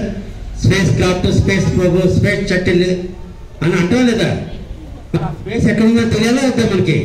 అప్పుడే కదా మీరు వెళ్ళి అడిగి స్పేస్ రీసెర్చ్ చేస్తారు. మరి స్పేస్ రీసెర్చ్ చేయాలంటే స్పేస్ ఎక్కడ ఉందని తెలియకుండా మీరు స్పేస్ రీసెర్చ్ ఎక్కడ చేస్తారు? మీరే భూమి మీద ఎక్కడ ఉంటుంది స్పేస్? ఎవరు చెప్తారు? అమ్మా మీరు మీ మీద నమ్మకం పెట్టుకున్నాను. ఆ క్వశ్చన్ కరెక్ట్ చెప్పున్నాను. నువ్వు హైదరాబాద్ వెళ్ళాలంటే అవుటర్ ఎత్తే వెళ్ళిపోతావా? హైదరాబాద్ ఎంత దూరంలో ఉంటుంది? ఇంకా మనం చెప్పుకున్నాం చంద్రయాత్రి ఎక్కడ సౌత్ పోల్ నుంచి చంద్రయాత్రి ఎక్కడ దిగిన పాయింట్కి 630 కిలోమీటర్ దూరం. అక్కడ నేను మర్చిపోయాను చెప్పడం. ఇది సౌత్ పోల్ అయితే చంద్ర మీద హైదరాబాద్లో దిగింది విక్రమ్ ల్యాండర్. ఆ పాయింట్ నేను మర్చిపోయి గుర్తొచ్చింది. అవునా? అప్పుడు సౌత్ పోల్ కరెక్ట్ కాదు కదా.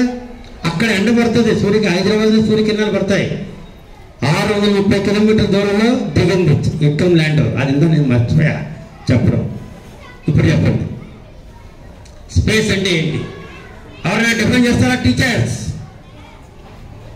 చెప్పేస్తున్నా. నేను చెప్పాను మీరు మళ్ళీ మీకు గుడ్డ అంత సింపుల్. ఇండైరెక్ట్గానే చెప్పండి ఎవరైనా సరే. ఇండైరెక్ట్ సార్ ఎవరు చెప్తున్నారు? ఎవరమ్మా ఎవరు చెప్తున్నారు? ఎవరు? ఏ సౌండ్ వినపడ్డది? అదే చెప్పేస్తున్నా సార్, చెప్పేస్తున్నా మేడం, చెప్పేస్తున్నా. Where atmosphere ends, there space begins. Where it ends, at the height of 100 kilometers. You draw a line around the earth. Above that line is called space. Below that line is called atmosphere. That line is named as a Kármán line. Kármán అని ఒక శాస్త్రవేత్త కనుక్కున్నాడు. ఇంత simple answer ఎక్కడ ఉంటుంది? అవునా? మరి ఇవన్నీ ఎప్పుడో రావాలి. మరి స్పేస్ అంటే ఏంటో తెలియకుండా స్పేస్ రీసెర్చ్లు ఏం చేస్తాం మనం? స్పేస్ నాలెడ్జ్ని ఎలా మనం గెయిన్ చేస్తాం? అసలు స్టార్టింగ్లోనే అడగాలి. నేను అడగలేదు, మర్చిపోయాను. ఇప్పుడు మీకు స్పేస్ అంటే అర్థమైపోయింది. అవునా? ఏమైనా డౌట్ ఉందా? భూమికి 100 కిలోమీటర్ల ఎత్తులోకి వెళ్ళి భూమికి 100 కిలోమీటర్ల ఎత్తులోకి వెళ్ళి భూమి చుట్టూ ఒక లైన్ గీస్తే ఆ లైన్ పైన ఉన్నదంతా స్పేస్, కింద ఉన్నదంతా అట్మాస్ఫియర్. అట్మాస్ఫియర్లో ఆక్సిజన్ ఉంటుంది, స్పేస్లో ఆక్సిజన్ ఉండదు. Clean underline this point. అట్మాస్ఫియర్లో ఆక్సిజన్ ఉంటుంది, స్పేస్లో వ్యాక్యూమ్. వ్యాక్యూమ్ అంటే ఆక్సిజన్ ఉండదు. క్లియర్? అటువంటి స్పేస్లో ఎవరికన్నా ఇల్లు ఉందా? అంతరిక్ష ప్రయోగాల సంస్థ ఉందా? ఎవరికన్నా చెప్పాలి. ఎవరికైనా ఉందా? అబ్బా పిల్లలు చెప్పండి, అంతరిక్షంలో ఎవరికైనా ఉందా? ఏం తల్లిలారా మీరు కూడా చెప్పకపోతే ఎలాగమ్మా? ఎవరు చెప్పారు ఉందని? చెప్పు. మనం అంతరిక్షంలో ఉన్నామా? ఒక బంగారం ఎక్కడ? అసలు గ్రావిటీ లేని ప్లేస్ అంతా ఈ విశ్వంలో లేదు. ద ఎంటైర్ యూనివర్స్ గ్రావిటీ అనేది ఉంటుంది, కాకపోతే ఎక్కువ తక్కువ అనేది ఉంటుంది. ఫర్ ఎగ్జాంపుల్ ఎర్త్ యొక్క గ్రావిటీ ఎంత? Girls, what the gravity of the earth? Acceleration due to gravity of the earth ఎంత? ఇది కూడా చెప్పకపోతే ఎలా బంగారం? నా హార్ట్ హర్ట్ అయిపోదు. నా హార్ట్ హర్ట్ అయిపోదు. భూమి బతుకుతూ భూమి యొక్క గ్రావిటీ చెప్పకపోతే నా హార్ట్ హర్ట్ అయిపోదా? అయితే మీరు అసలు ఏం చదవలేదు. మీరు శ్వాస చదవ చెప్పమ్మా. 9.8 ఇంకా బంగారు తల్లి అట్లీస్ట్ ఆ నెంబర్ చెప్పింది. గ్రేట్, కొట్టండి క్లాప్స్. యాక్చువల్గా 9.8తో ఒకటి యూనిట్స్ చెప్పాలి. 9.8 ఏంటి? కిలోమీటర్ల, కేజీల, మీటర్ పర్ సెకండ్ స్క్వేర్.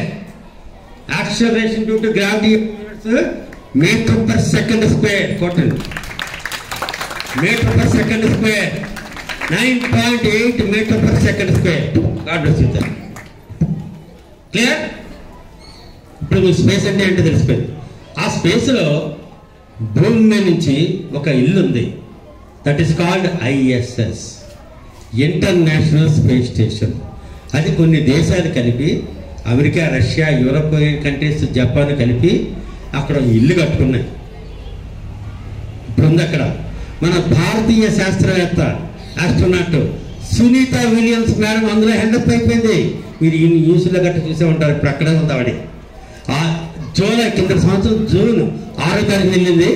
8 రోజులు ప్రయోగం చేద్దామని వెళ్తే 8 నెలలు ఉండిపోయింది. వచ్చే నెలలో ఈ నెలలోనన్నా రావాలి, లేదంటే వచ్చే నెలలోనన్నా రావాలి. ఇంటర్నేషనల్ స్పేస్ స్టేషన్ అనేది ఒకటి ఉంది. అది భూమికి 400 కిలోమీటర్ల ఎత్తులో ఉంది. అది భూమి చుట్టూరు ఎంత స్పీడ్తో తిరుగుతుందో తెలిసిన 27,800 కిలోమీటర్ల పర్ అవర్. ఒక గంటకి 27,800 కిలోమీటర్లు స్పీడ్తో తిరుగుతుంది. దాని బరువు ఎంత తెలిసిన 4,50,000 కేజీలు. నా భూమికి 400 కిలోమీటర్ల ఎత్తులో 4,50,000 కేజీలు బరువుతో, దాని పొడవు 109 మీటర్లు, వెడల్పు 51 మీటర్లు, బరువు 4,50,000 కిలోమీటర్ల బరువుతో భూమి చుట్టూరు ఎంత స్పీడ్తో తిరుగుతుంది? 27,800 కిలోమీటర్ల పర్ అవర్. ఒక గంటకి 27,000 కిలోమీటర్ల స్పీడ్తో తిరుగుతుంది. మరి ఇంకా అంతరిక్షం మరి ఇల్లు లేదంటారే, మరి ఉంది కదా. అందులో ఇప్పుడు వీళ్ళు 2 వాళ్ళు కామన్లు ఉన్నారు ఇప్పుడు. అందులో ఒక మన ఇండియన్ ఉమెన్ సునీత విలియమ్స్ ఉంది అందులో. దాని గురించి నేను తర్వాత మాట్లాడతాను. క్లియర్? మరి అంతరిక్షంలో భారత్ సొంత ఇంటి కళ అంటే అటువంటి ఇల్లే భారత్ కూడా మనం సొంత ఇల్లు కట్టుకోవడానికి ప్లాన్ చేస్తుంది. కాలం తీరిన కృత్రిమ ఉపగ్రహాల నిర్మూలనపై వల అంటే ఈ ప్రపంచ దేశాలన్నీ కలిపి ఉపగ్రహాలు అంతరిక్షంలో పెడితే అవన్నీ కాలం తీరిపోయిన తర్వాత ఏమవుతాయి? అది స్పేస్ డెబ్రిస్లో చుట్టూ తిరుగుతూ ఉంటాయి. మనం ఇంకో చంద్రయాన్ 4 పెట్టాలి. ఉదాహరణ గుర్తుపెట్టి 100 కోట్లు వేస్ట్. అందుకే ఆ ఉపగ్రహాన్ని ఎలా నిర్మూలించాలన్న దాని మీద ప్రయోగాలు జరుగుతున్నాయి. మీ ఇంటి ముందు చెత్త ఏమంటే మున్సిపాలిటీ వాడు తీసుకెళ్తాడు. మరి అంతరిక్షంలో ఆ చెత్తను ఎవరు తీసుకెళ్తారు? మీరే తీసుకురావాలి రేపు పొద్దున వెళ్ళి. అర్థమైందా? గన్ను బట్టి షూట్ చేసాడు ఎట్టపోవాలి, వెళ్ళిపోవాలి. ఆ శాటిలైట్లు చేతిలో గాల్లో కలిసిపోవాలి. ఏదో చేయండి. మీ థియరీ తోటి, మీ యొక్క ఇన్నోవేషన్ టెక్నిక్స్ తోటి, మీ యొక్క ఇన్నోవేషన్ నాలెడ్జ్ తోటి మీరే డెవలప్ చేయాలి అవన్నీ. సో కాలం తీరిన కృత్రిమ ఉపగ్రహ నిర్మూలనపై వల్ల అంటే అది big planet of solar system అంటే బృహస్పతి. అన్ని ప్లానెట్ల కంటే బృహస్పతి చాలా పెద్దది. దాని మీద ఏం జరుగుతుందనే దాంతో పాటు పుష్పక విమాన ప్రయోగాలపై యుక్తి. పుష్పక విమానం అంటే ఏంటి? మీకు ఏం గుర్తుకొస్తుంది? సినిమాల్లోని రామాయణ సినిమాల్లో రావణాసురుడు చేతులు ఎత్తుకుని వెళ్ళిపోతుంటే సినిమా దృష్టి కనబడుతుంటుంది. అవునా? విమానం. మరి పుష్పక విమానం ఎవరు?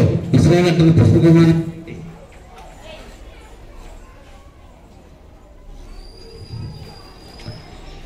reusable launch vehicle. It is called పుష్పక విమానం. అంటే దీంట్లో ఒక శాటిలైట్ పెట్టి